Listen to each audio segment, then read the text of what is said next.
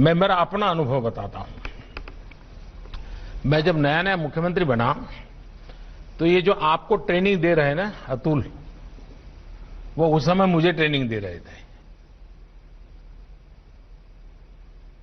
और मैं उनके अंडर में ट्रेन हुआ हूं, क्योंकि वो मेरे सिक्योरिटी इंचार्ज थे, सीएम सिक्योरिटी के।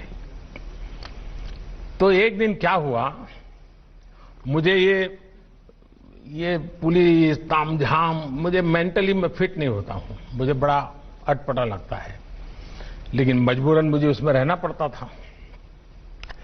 और कभी कभी मैं कानून नियम तोड़ के कार से उतर जाता था, भीड़ में है तो लोगों से हाथ मिला लेता था। तो एक दिन ये अतुल करवल ने मेरे से टाइम लिया, मेरे चैम्बर में मिलने आए, शायद उनको याद है कि नहीं मुझे मालूम नहीं है, और उन्होंने अपनी नाराजगी मुझे प्रकट की। काफी जूनियर थे वो, मैं आज से 20 साल पहले की बात कर रहा हूं।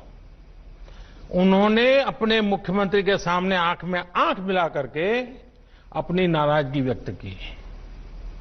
उन्होंने कहा, साहब आप ऐसे नहीं जा सकते, कार में से आप अपनी मर्जी से नहीं उतर सकते, आप ऐसे भीड़ में नहीं जा सकते। मैंने कहा, मेरी जिंदगी के तुम मालिक हो क्या, या तुम तय करोगे क्या मुझे क्या करना क्या नहीं?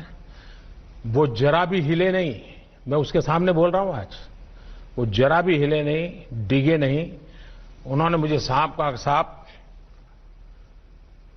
आप व्यक्तिगत नहीं हो, आप राज्य की संपत्ति हो और मेरी इस संपत्ति को संभालना जिम्मेवारी है। आपको नियमों का पालन करना होगा, ये मेरा आग्रह रहेगा और मैं नियमों का पालन करवाऊंगा। मैं कुछ नहीं बोला।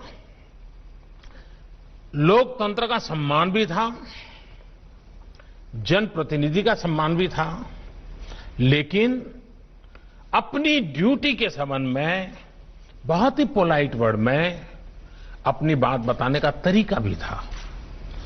मेरे जीवन के वो बिल्कुल शुरुआती कालखंड थे मुख्यमंत्री के नाते।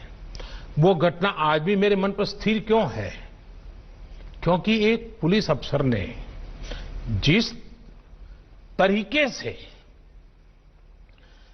और जिस दृढ़ता से और लोकतंत्र में जनप्रतिनिधि के महत्व को समझते हुए बात रखी थी, मैं मानता हूं हर पुलिस का जवान ये काम कर सकता है, हर कोई कर सकता है।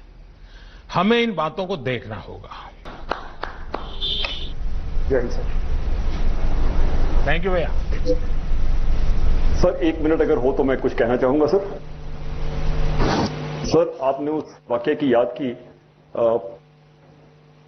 सर मुझे वो उस समय बहुत डर लग रहा था कि बहुत डांट पड़ेगी मुझे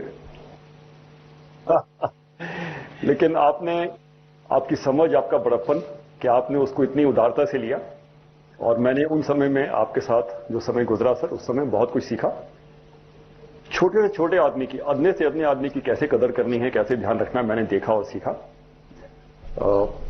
मैं बहुत तहे दिल से शुक्रगुजार हूं सर कि आपने इतना समय हमको दिया, और बहुत मूल बातें जो हैं कि अच्छा इंसान बनना जरूरी है, इंसान की कदर करना जरूरी है, समाज की ताकत का हम इस्तेमाल कर सकते हैं, उसको एक अच्छे काम के लिए हम इन्वॉल्व कर सकते हैं। बहुत बड़ी बातें सर आपने जो उनको कही हैं, मुझे आश्वासन है कि ये अपने काम में जरूर शामिल रखेंगे।